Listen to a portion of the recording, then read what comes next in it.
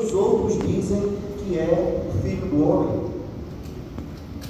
E eles responderam: uns dizem que o Senhor é João Batista, outros dizem que é Elias, e outros dizem que é Jeremias ou um dos profetas. Ao que Jesus perguntou: e vocês? Quem vocês dizem que eu sou? Respondendo Simão Pedro, disse: o Senhor é o Cristo, o Filho do Deus vivo. Então Jesus lhe afirmou: bem-aventurado é você, Simão Bar-Jonas, porque não foi carne e sangue que revelaram isso a você, mas o meu Pai que está nos céus. Amém, amado. Só até aí.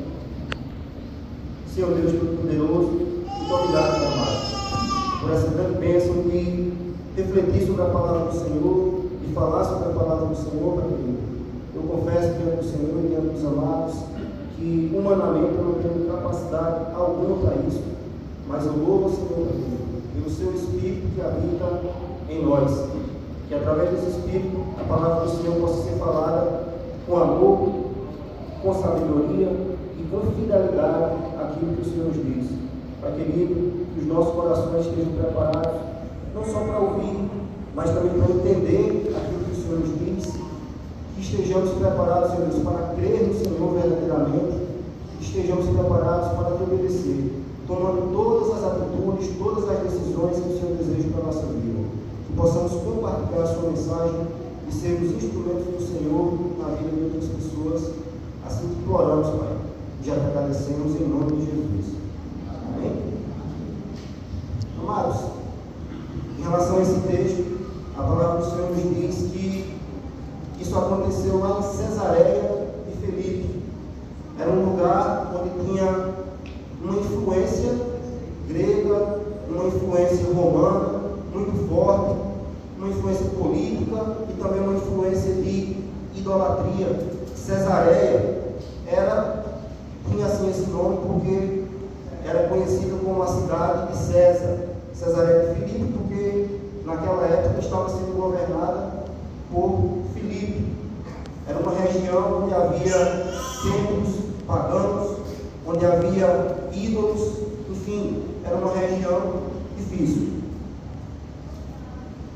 Lemos esse texto em Marcos 16, versículos de 13 a 17.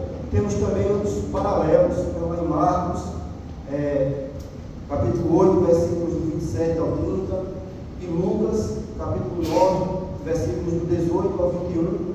Também, esses textos também falam sobre esse episódio que a gente pode ler aqui também. Em Lucas, por exemplo, informa que durante essa situação, um pouco antes disso, o nosso Senhor Jesus Cristo ele estava orando em particular, e após isso ele chama os seus discípulos e faz justamente essa pergunta para eles: quem os outros dizem que o Filho do Homem é? Ou seja, quem os outros dizem que eu sou? E depois pergunta a eles: vocês, quem vocês dizem que eu sou? Esse texto, esse episódio está em Mateus, em Marcos, em Lucas. Mateus é um evangelho que foi escrito especialmente para os judeus. Marcos foi escrito especialmente para os cristãos que estavam em Roma. E Lucas foi escrito especialmente para um homem chamado Teófilo, uma autoridade da época, mas também para os gentios, ou seja, os estrangeiros, e para todos os que amam a Deus.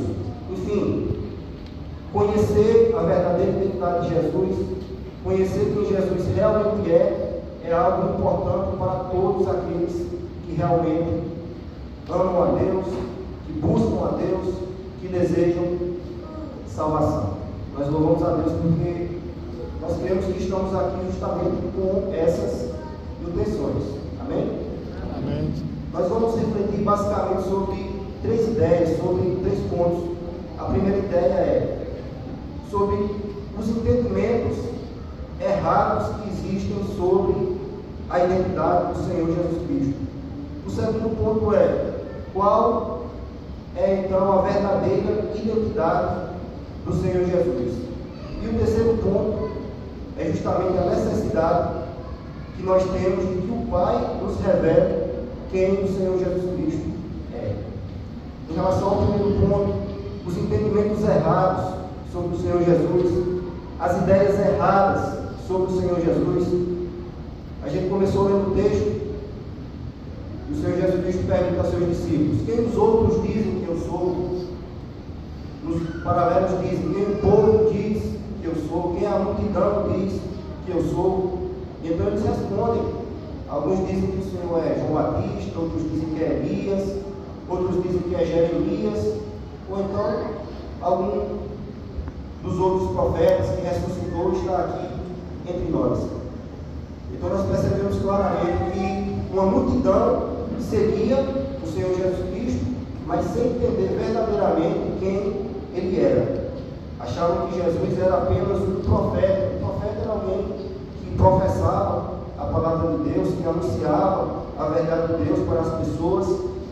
Eram pessoas que anunciavam a palavra. Mas o nosso Senhor Jesus Cristo, a Bíblia nos revela que Ele é muito mais do que alguém que anuncia a palavra, mas Ele é a própria palavra. Amém.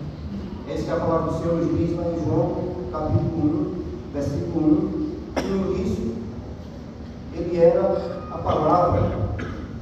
Em outras traduções diz o verbo. Na língua original, lá no grego, diz que é o logos. Em uma dessas quartas-feiras, nosso amado irmão André trouxe uma explicação maravilhosa para a gente. Quem não está participando dos cultos de oração e doutrina nas quartas-feiras está perdendo de ser bastante edificado.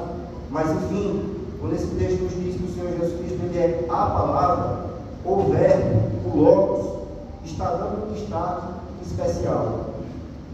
Quando a gente vai estudar sobre português, a gente entende ali que em relação a uma oração, a uma frase, é preciso que haja um verbo, para que aquela oração realmente tenha um sentido.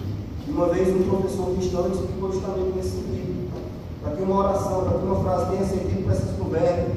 Para que a nossa vida espiritualmente tenha sentido, nós precisamos de o verbo, que é do Senhor Jesus Cristo. Então o Senhor Jesus, Ele não era apenas alguém que falava sobre a palavra, mas Ele era a própria palavra.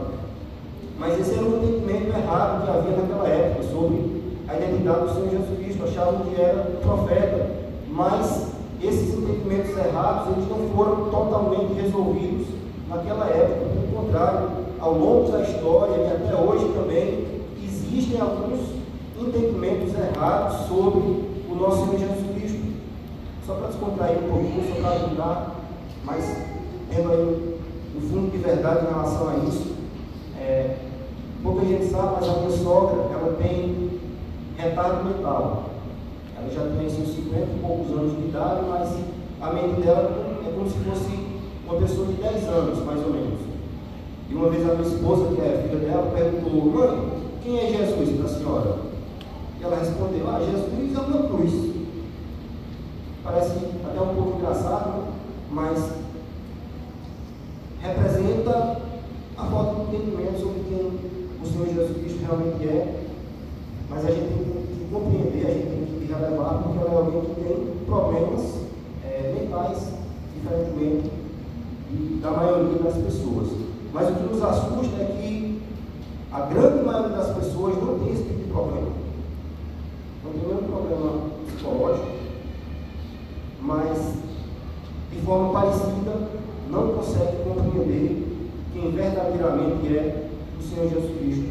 É muito comum, se a gente for pesquisar, se a gente for estudar, pessoas falando que Jesus, Ele foi apenas um homem bom, foi apenas alguém que se destacou na história, mas não consegue entender verdadeiramente quem é o Senhor Jesus Cristo. Então nós percebemos que no meio do povo, no meio da multidão, assim como naquela época, hoje também existem entendimentos errados sobre o Senhor Jesus Cristo. Mas o que mais nos assusta é que esses entendimentos errados, eles também estão entre os discípulos do Senhor Jesus Cristo. No texto que nós lemos, Jesus pergunta: e vocês? Quem vocês dizem que eu sou? Interessante que Pedro, ele dá uma resposta que nós entendemos que é correta, mas no seu coração ele não agia de acordo com aquilo que ele falou. Ele disse: o Senhor é o Cristo, o Filho do Deus vivo. Mas os evangelhos, eles nos mostram que Pedro, ele não agia de acordo com isso que ele tinha falado. A palavra do Senhor nos mostra que eles agiam como se enxergassem o Senhor Jesus Cristo como um Messias terreno, como um rei terreno que iria libertar o povo de Israel do domínio de Roma. Eles não conseguiam entender a dimensão espiritual de tudo aquilo. Eles não conseguiam entender que o Senhor Jesus Cristo realmente era e é o libertador, mas não apenas o libertador de um país, mas sim o libertador do mundo inteiro, para nos libertar do pecado, para nos libertar da condenação do pecado. Os discípulos, eles demonstravam que não tinham um entendimento realmente adequado sobre o Senhor Jesus Cristo naquela época, e ao longo da história, e hoje também, não é diferente. Se formos pesquisar um pouco sobre as diferentes denominações, sobre as diferentes religiões que existem hoje, nós vamos encontrar vários erros, aquilo que nós chamamos de heresias, no meio de muitas denominações.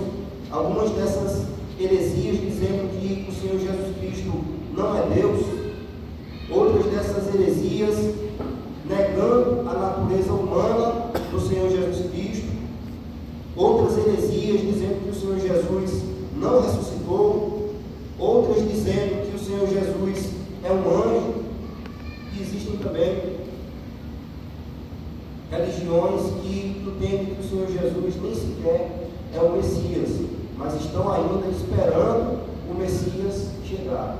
Enfim, há cerca de 2000 anos atrás, aqueles que procuravam seguir a Deus demonstravam ter um entendimento errado sobre quem o Senhor Jesus verdadeiramente era, mas ao longo da história, e nos dias de hoje, inclusive na nossa cidade também, entre as diversas denominações, entre as diversas religiões, existem também entendimentos errados sobre o Senhor Jesus Cristo.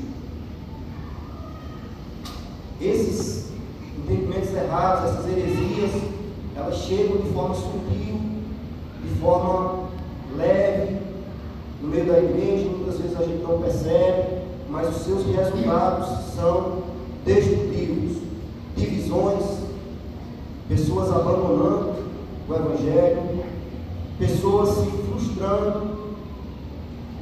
Meus amados, tudo aquilo que está prometido na palavra do Senhor, ou já se cumpriu, ou está se cumprindo, ou irá se cumprir. A palavra do Senhor nos falava que o Messias, o nosso Senhor Jesus Cristo, ele viria ao mundo, ele veio.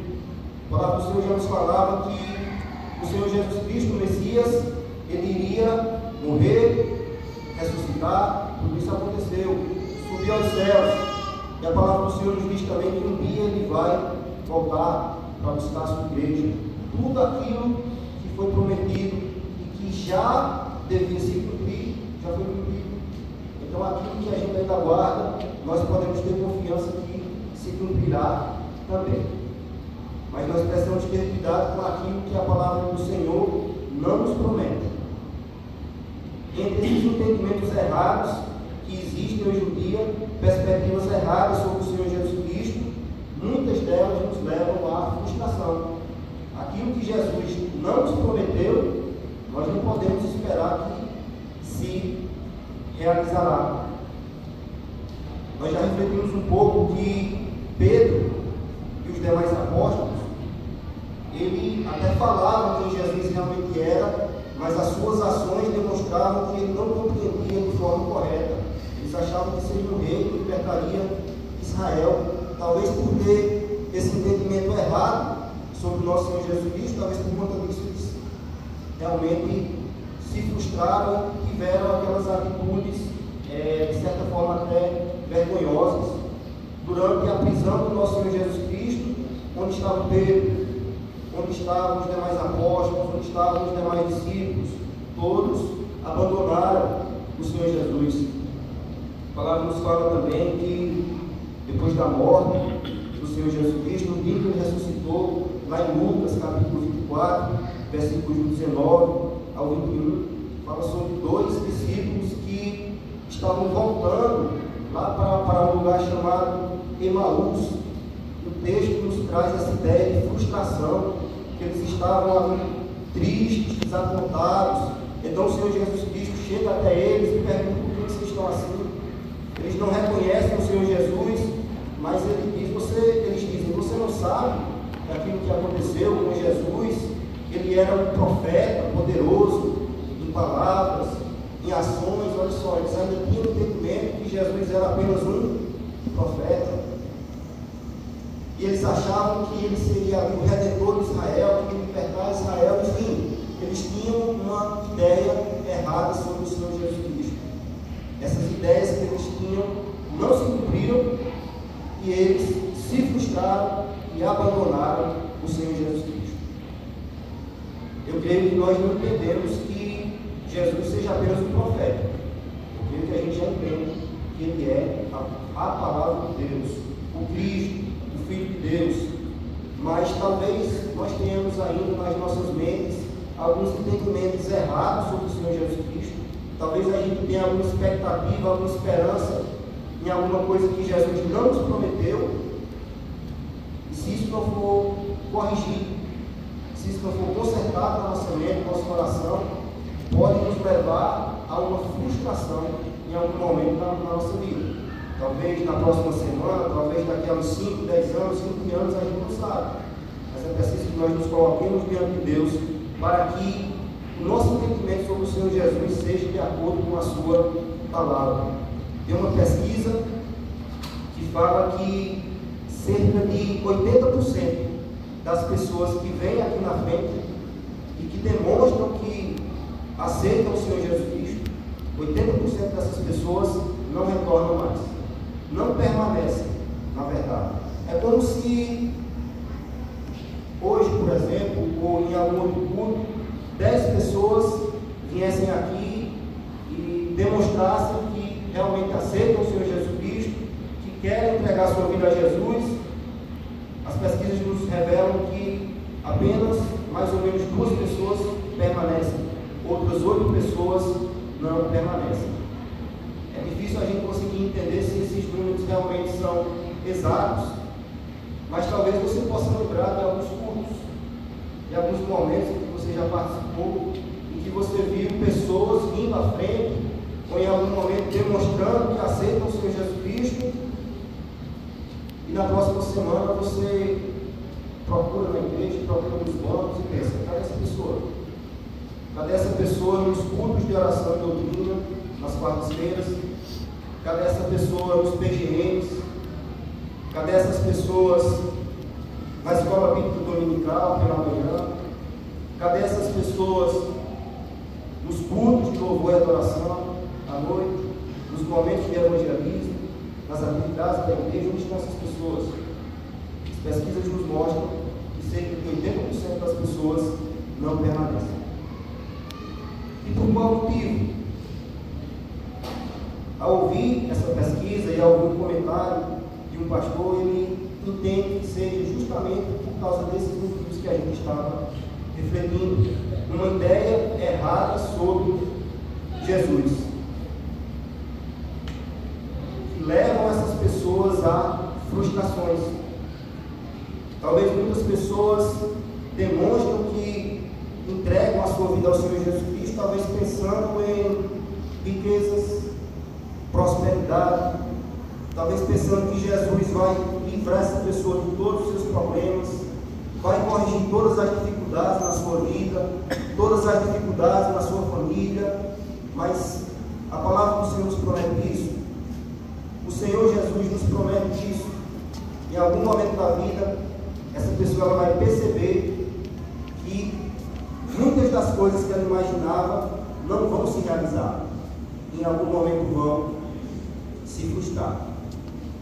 É interessante a gente refletir sobre aquilo que Jesus nos prometeu, mas é importante refletirmos também sobre aquilo que Ele não nos prometeu, para que a gente não fique criando falsas esperanças. O nosso Senhor Jesus Cristo não nos prometeu que iria nos livrar de todo sofrimento. Pelo contrário, Ele disse que nesse mundo, nós teremos o quê? Aflições, tribulações, dificuldades.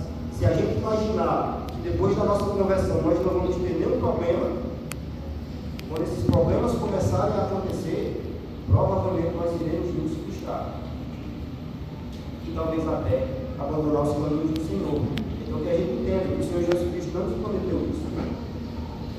O Senhor Jesus não nos prometeu que nós, por exemplo, não iríamos ficar doentes, que não iríamos enfrentar a morte. Eu lembro que na época da pandemia, quando algum cristão ficava doente, pegava o Covid, como a gente costuma falar, eu percebi até um olhar um pouco torto de alguns irmãos, pensando, esse irmão ele deve estar em pecado, esse irmão acho que não está em comunhão com o Senhor Jesus Cristo não, pegou essa doença, como é que pode? E outros diziam com muito orgulho, olha, até hoje eu não peguei essa doença, às vezes pegou várias vezes, fez teste, enfim. Mas essa ideia de que o cristão não adoece é uma ideia errada. A gente não vai encontrar base na palavra de Deus para isso. A palavra do Senhor nos mostra que um dos maiores profetas do Antigo Testamento, o profeta Eliseu, ele adoeceu e morreu. O apóstolo Paulo, ele tinha um espinho na carne.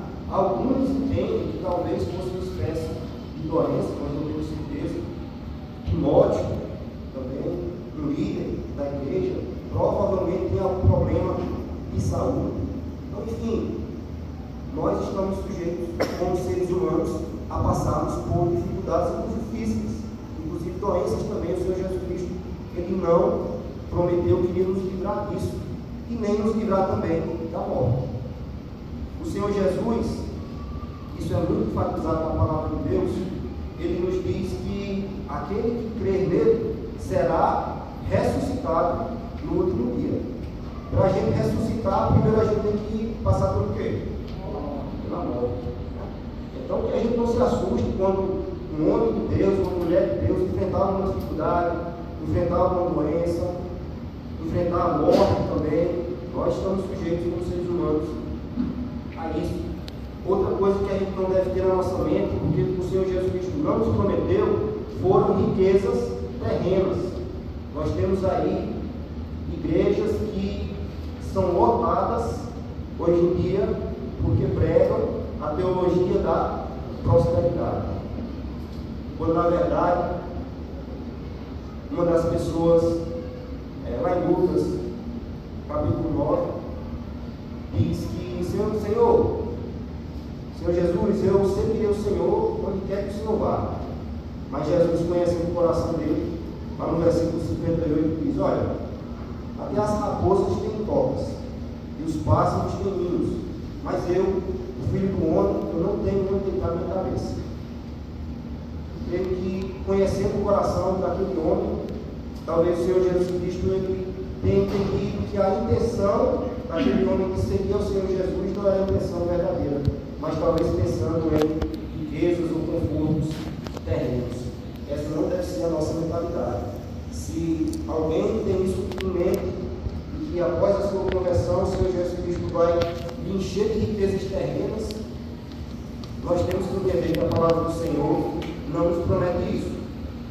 Nós entendemos que Deus é maravilhoso, cheio de graça, e que nos concede maravilhas na nossa vida, e muitas vezes até materiais também, infinitamente mais do que nós merecemos. Mas essa não é realmente a promessa do Senhor para as nossas vidas. Outra ideia que nos traz frustração, que pode nos trazer frustração, é achar que o Senhor Jesus Cristo ele vai realizar todos os nossos pedidos, todos os nossos desejos, todos os nossos sonhos, todas as nossas vontades. O Senhor Jesus ele não é como aquele gênio da lâmpada, dos desenhos, não. A palavra do Senhor nos diz que, lá em 1 João, capítulo 11, versículo 14, nos diz o seguinte: que se nós pedirmos alguma coisa a Deus conforme a sua vontade, Ele realiza. Então a vontade que prevalece não é a nossa, mas sim a vontade do nosso Deus. O nosso Senhor Jesus, Ele também não prometeu que nós seríamos aceitos por todos, amados por todos. Talvez alguém pense assim: depois que eu me converter, toda a minha família vai me amar, vai me tratar tão bem, no meu trabalho eu vou ser tão aceito, na minha rua. Geralmente não é assim que as coisas acontecem. Geralmente nesses locais, especialmente no meio da nossa família, são os lugares onde nós enfrentamos mais dificuldades: rejeição, deboches, muitas vezes somos escanteados. Foi isso que o Senhor Jesus disse, de certa forma. Ele disse: olha, não achem que eu vim trazer paz, mas eu vim trazer a espada, filho contra pai, pai contra filho. Então que a gente não crie essa expectativa errada de que seremos amados por todos, porque na verdade o Senhor Jesus Cristo nos disse que nós seríamos odiados por todos. Está lá em Mateus capítulo 10, versículo 2. A palavra do Senhor também não nos promete que todas as pessoas irão se converter. Parece até um pouco estranho achar que alguém possa pensar dessa forma, mas essa é uma ideia que muitas vezes passa na cabeça de alguns cristãos, achar que todas as pessoas vão se converter. O Senhor Jesus nos diz lá em Mateus capítulo 24, versículo 14, que o fim só chegará depois que o Evangelho for pregado no mundo inteiro. Mas não fala que todas as pessoas irão se converter, não fala que todas as pessoas irão aceitá-lo. E uma coisa que também precisamos entender: o Senhor Jesus não prometeu que toda a nossa casa, que toda a nossa família iria se render aos pés dele. Não encontramos na palavra de Deus uma promessa nesse sentido. Mas até encontramos alguns exemplos de famílias que o texto nos traz a ideia de que serviam a Deus. A família de Josué, a família daquele carcereiro que teve um encontro com Paulo. Mas a palavra do Senhor não nos traz essa promessa de que, em relação a todas as pessoas que se converterem, toda a sua casa, toda a sua família vai se converter. É interessante que a gente pense dessa forma. Tem um amigo meu, primo da minha esposa, que ele se converteu há cerca de uns 10 anos e, sendo alguém muito fervoroso, sempre pregando a palavra de Deus a todo momento, principalmente para a sua família, esses dias veio uma tristeza muito grande ao nosso coração. Ele se afastou totalmente dos caminhos do Senhor, chegou a ser pastor, mas hoje está se embriagando, andando por caminhos que não agradam ao Senhor. E uma das coisas que a gente pensou é que talvez esse tipo de frustração aqui tenha lhe desmotivado bastante. Talvez ele tenha tido na sua mente que talvez toda a sua família iria se converter. Isso aconteceu em parte. Foi ele que entregou para mim. Em um único dia, uma única noite, na verdade, em um culto, fomos à frente. Eu, sendo seu amigo, minha esposa, que é sua prima, suas duas irmãs, sua mãe, sua avó e um outro amigo dele também. Talvez ele tenha até criado expectativa: toda a minha família vai se render aos pés do Senhor. E todas essas pessoas que eu falei para os amados, talvez apenas 3 hoje continuam buscando o Senhor. As demais pessoas da sua família não se converteram. Não sei se esse foi o motivo pelo qual ele se frustrou de tanto pregar e não ver pessoas se converterem. Talvez por conta disso ele tenha desanimado. Enfim, Deus é quem realmente sabe. Mas é interessante que a gente não fique tendo expectativa naquilo que Deus não nos prometeu. A nossa função é pregar o Evangelho, falar do amor de Deus, testemunhar, orar pelas pessoas. Nem todos vão crer, mas nós acreditamos que a palavra do Senhor, ela não volta vazia. Que a gente possa focar naquilo que é a nossa função. Estamos pregando para a nossa família? Estamos orando por eles? Estamos dando um bom testemunho, um bom exemplo, procurando viver de acordo com a palavra de Deus, para que a gente possa ficar em paz e entregar os resultados nas mãos do Senhor. Amém? Então que entendamos isso, que assim como naquela época havia entendimentos errados sobre o Senhor Jesus, hoje também existe e sempre haverá falsos ensinos sobre o Senhor Jesus Cristo, que a gente possa rejeitar esses falsos ensinos e que nós possamos aprender sobre o Senhor Jesus Cristo. Para isso nós temos várias oportunidades: estudo da palavra do Senhor em casa, estudo da palavra do Senhor aqui na igreja, estudo de oração e doutrina, escola bíblica dominical, enfim, Deus nos dá diversas oportunidades de aprendermos sobre a sua palavra. Então nós refletimos aqui sobre os entendimentos errados sobre o Senhor Jesus Cristo, sobre alguns deles. Mas então qual é a verdadeira identidade do Senhor Jesus? Quem Ele realmente é? O versículo 16 nos diz isso. Quando Pedro, ele confessa: Senhor, o Senhor é o Cristo, o Filho do Deus vivo. Essa palavra Cristo também em grego, também Messias, que em hebraico tem o sentido de o ungido, aquele que é consagrado, aquele que é escolhido.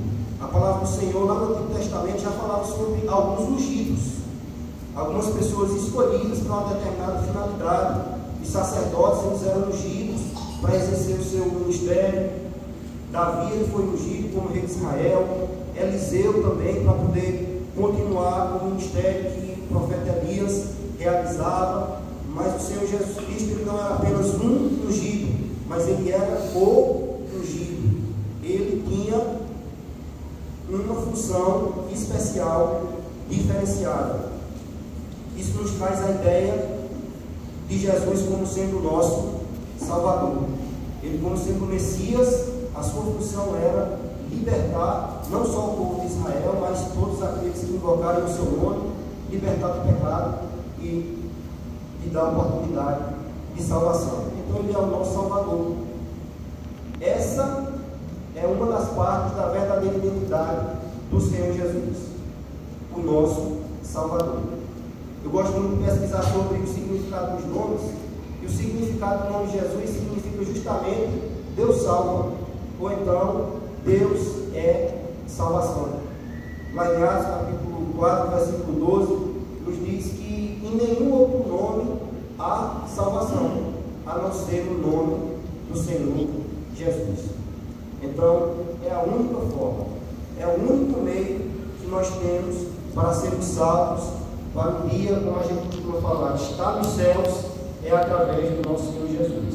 Se a gente tiver na nossa mente qualquer outro entendimento, é um entendimento errado, é uma heresia, é um falso ensino que foi colocado na nossa mente. Só no Senhor Jesus Cristo existe salvação. Ele é o Cristo e Ele é também o Filho do Deus vivo. A palavra do Senhor, quando traz essa expressão, essa frase, o Filho de Deus, nos fala sobre a divindade do Senhor Jesus Cristo. Talvez para a gente seja algo muito tranquilo de entender, mas no meio de muitas denominações, inclusive aqui na nossa cidade, essa verdade ela é negada. Muitos afirmam que Jesus Cristo não é Deus. Mas a palavra do Senhor é muito clara para a gente. Tanto no Antigo Testamento, lá em Isaías, capítulo 9, versículo 6, fala sobre a divindade do Senhor Jesus Cristo. Esse texto nos fala sobre o Messias, que viria ao mundo, o Senhor Jesus. E o texto nos diz, Isaías capítulo 9, versículo 6, porque o menino nos nasceu, o filho nos foi dado, e o governo está sobre os seus ombros, e ele será chamado Maravilhoso, Conselheiro. Aqui na minha tradução diz: Deus Poderoso, Pai Eterno, Príncipe da Paz. Olha só as palavras que são usadas para o Senhor Jesus lá no Antigo Testamento. Na minha tradução: Deus Poderoso, Pai Eterno. Também em Isaías 7,14 diz: por isso o Senhor mesmo lhes dará um sinal, a virgem ficará grávida e dará à luz um filho, e o chamará Emanuel. E Emanuel significa Deus conosco. Então, no Antigo Testamento já deixava bem claro que o Messias não seria apenas um profeta, mas ele seria o próprio Deus. E o Novo Testamento, esse aqui é muito claro em relação à divindade do Senhor Jesus. O Novo Testamento nos diz que a palavra, falando sobre Jesus, estava com Deus e era Deus. João capítulo 1, versículo 1. O Novo Testamento também nos diz: seja a atitude de vocês a mesma de Jesus Cristo, que, embora sendo Deus, não considerou que o ser igual a Deus era algo a que devia se apegar. Filipenses capítulo 2, versículos 5 e 6. Falando que Jesus, sendo Deus, o próprio Senhor Jesus, ele disse: eu afirmo que antes de Abraão nascer, eu sou. João capítulo 8, versículo 58. Essa expressão eu sou, muito forte, é uma expressão que era utilizada para se referir ao próprio Deus. E o Senhor Jesus Cristo diz justamente isso: antes de Abraão nascer, eu sou. Na verdade, são vários e vários os textos que falam sobre a divindade do Senhor Jesus. Os apóstolos também o chamavam dessa forma. Quando Jesus aparece para Tomé, Tomé diz: meu Senhor e meu Deus. Ele chama a Jesus também de Deus. Se Ele é o nosso Deus, então Ele é o nosso Senhor. Ele é aquele que manda a gente. O mundo tem justamente uma ideia diferente. Quem manda na minha vida sou eu, mas o cristão não. O cristão diz: quem manda na minha vida é o Senhor Jesus Cristo, porque Ele é o próprio Deus.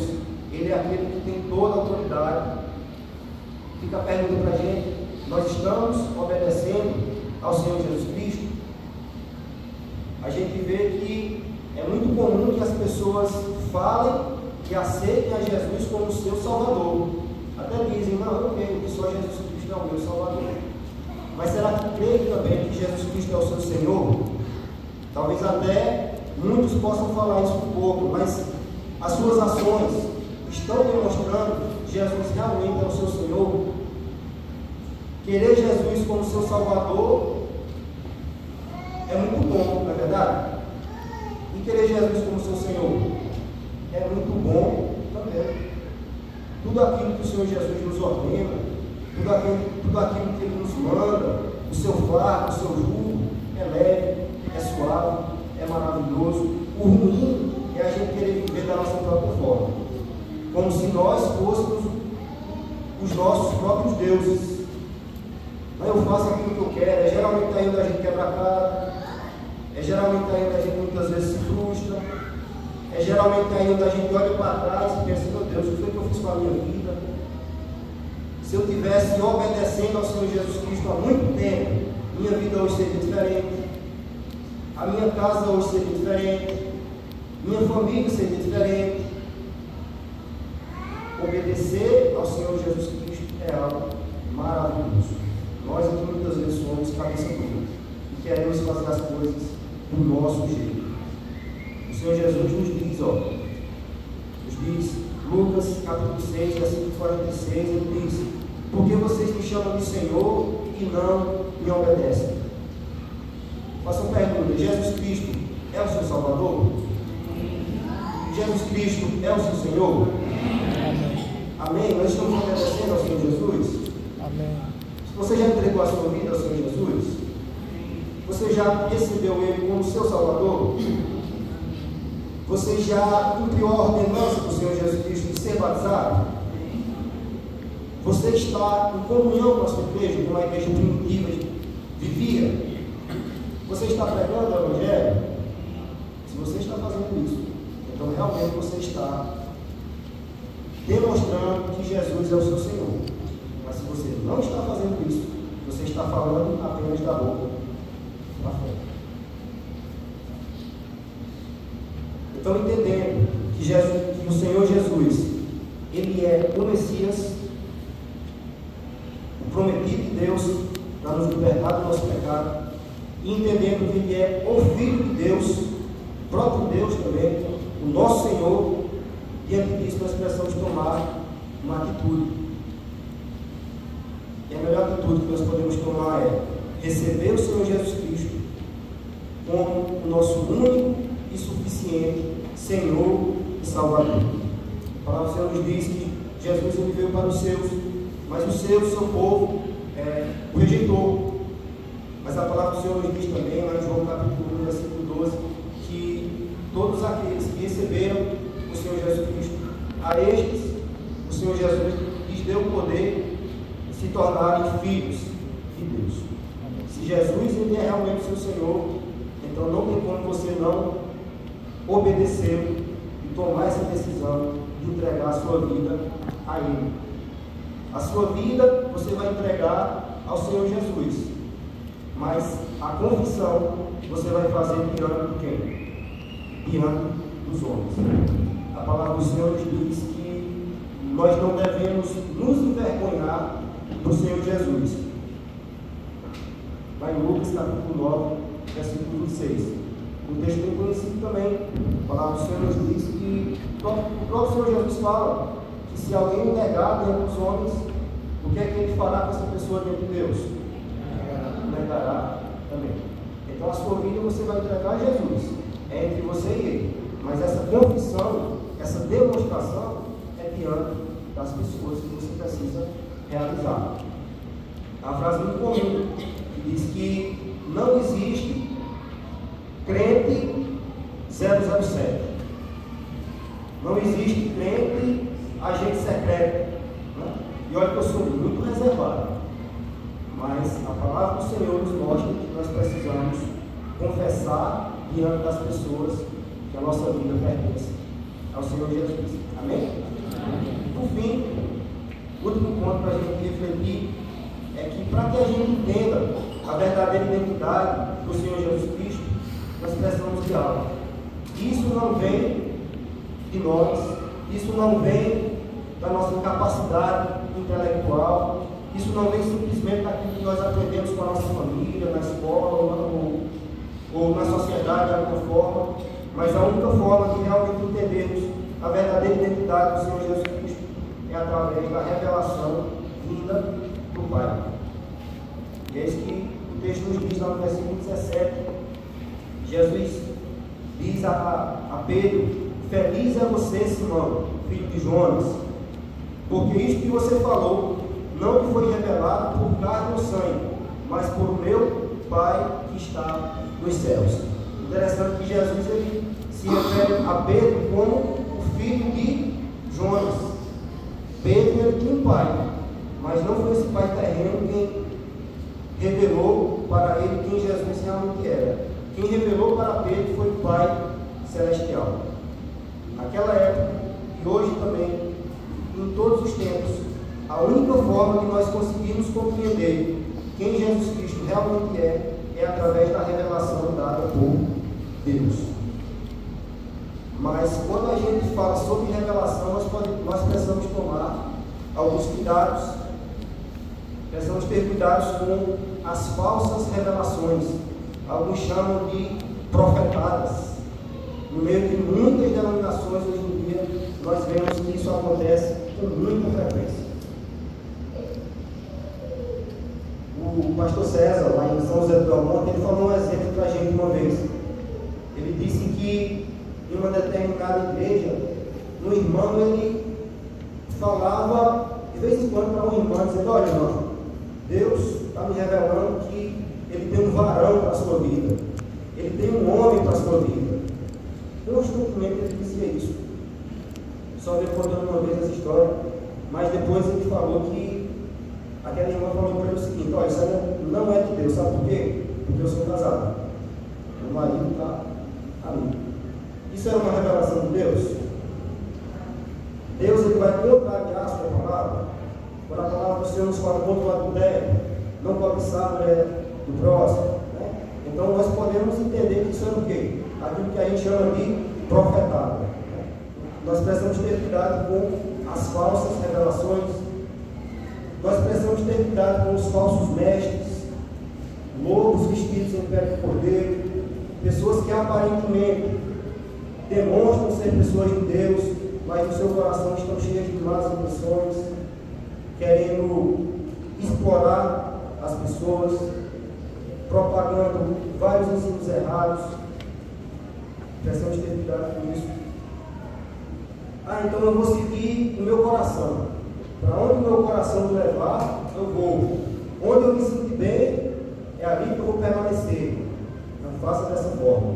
Talvez essa seja até uma das principais formas que as forças do mal usam para nos enganar. A palavra do Senhor nos diz que o nosso coração é o quê? Enganoso. Jeremias, capítulo 17, versículo 9. Então, como que a gente realmente pode receber essa revelação de Deus? Para entender quem é o Senhor Jesus, para entender como que a gente deve seguir na nossa caminhada. Tem um livro chamado Teologia Sistemática, de um teólogo chamado Zacarias Aguiar. Ele diz que Deus se revela para a gente de duas formas: de uma forma geral e de uma forma específica. De uma forma geral, através da natureza, a gente até louvou isso, que a criação proclama, não lembro exatamente as palavras do louvor, mas que proclama a grandeza do nosso Deus, proclama quem Deus realmente é. A natureza proclama isso. A palavra do Senhor nos diz que todas as coisas foram feitas através do nosso Senhor Jesus Cristo. Deus se revela através da natureza, Deus se revela através da história, a ressurreição do nosso Senhor Jesus Cristo. Existem fontes históricas que falam sobre isso. O cumprimento das profecias, você nem precisa vir para a escola dominical para você entender isso. Talvez até estudando história, você vai entender sobre o cumprimento das profecias. Deus se revela na história. Nós contamos os anos de que forma? Antes e depois de Cristo. O Senhor Jesus Cristo se revela também através da história e através da nossa consciência.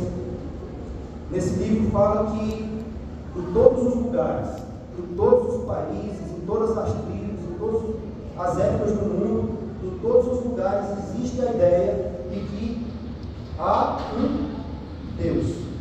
Não existe nenhum lugar do mundo onde as pessoas acham que não existe Deus. Todo mundo tem essa noção de que existe um ser superior, porque Deus ele se revela para a gente também através da nossa consciência.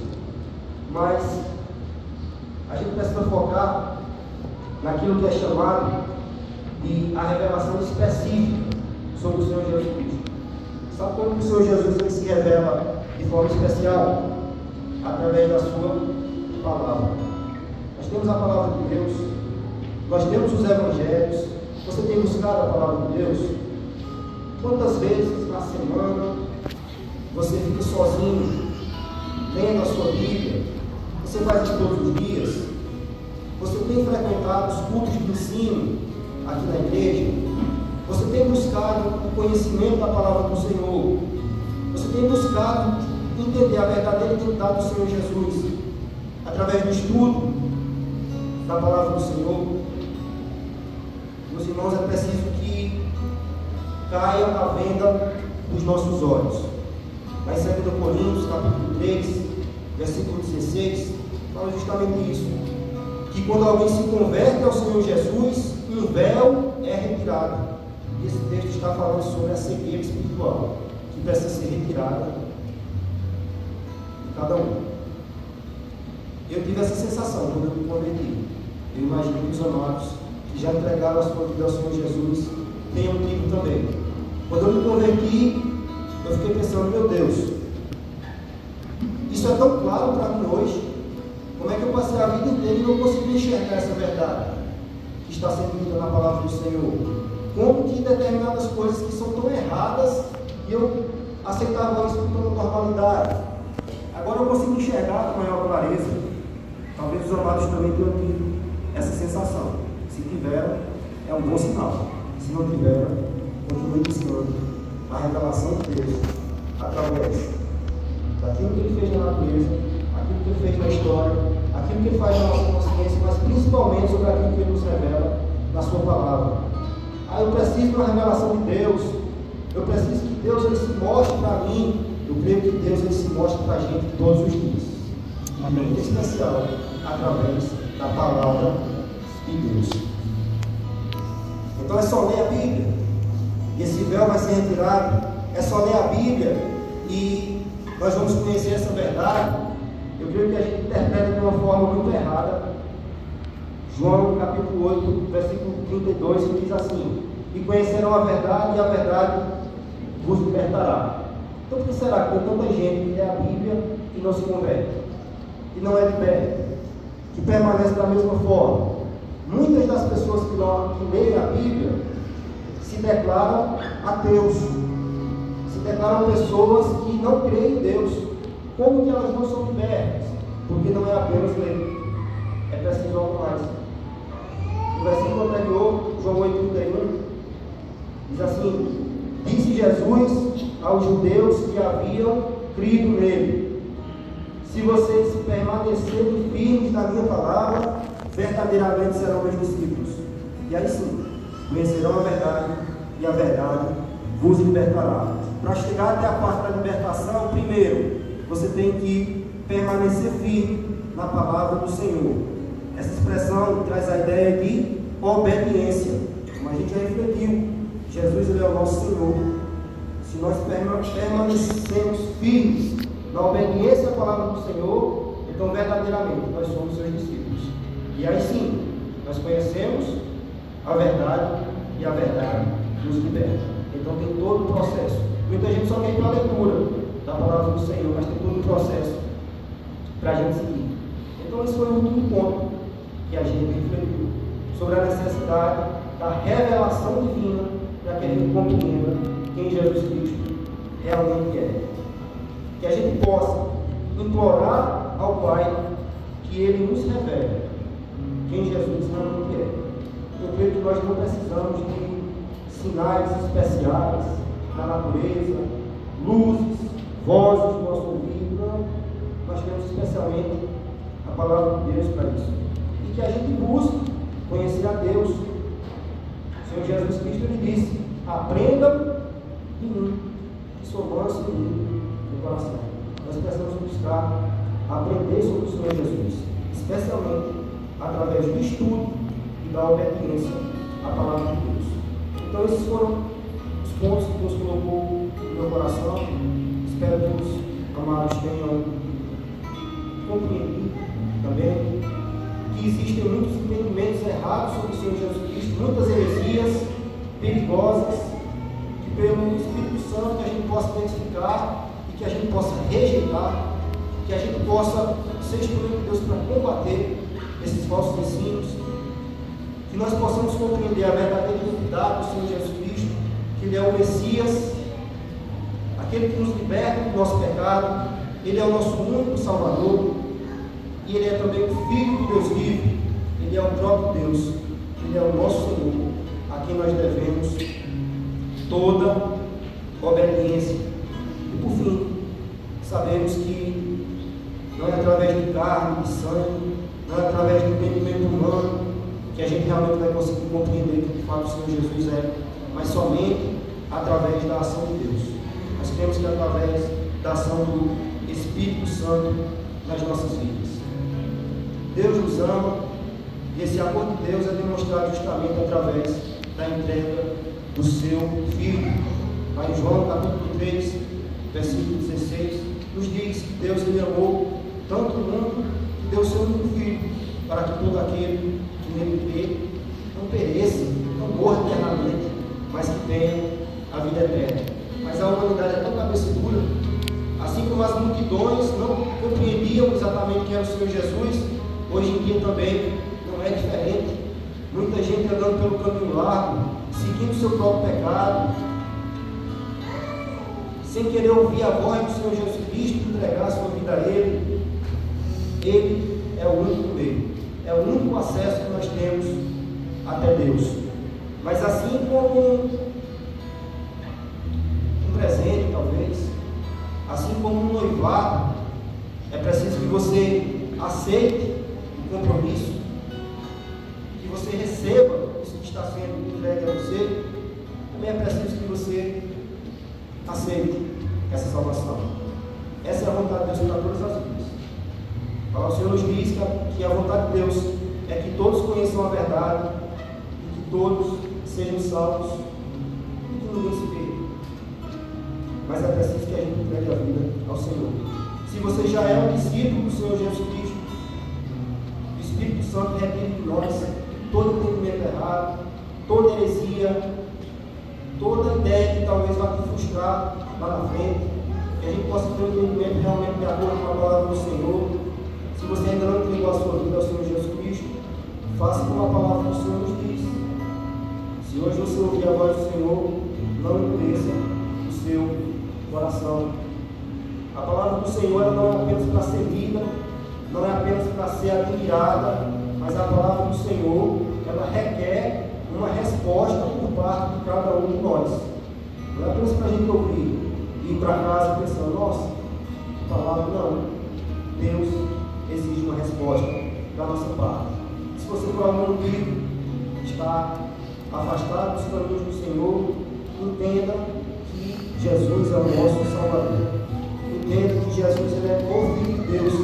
Entenda aquilo que Pedro falou. Senhor Jesus, para onde nós iremos? Só o Senhor tem palavras de vida eterna. Para onde você vai? Por onde você vai continuar caminhando? Somente nos caminhos do Senhor Jesus você encontrará a vida eterna. Amém? Amém. Gostaria, pois, que os amados orassem comigo.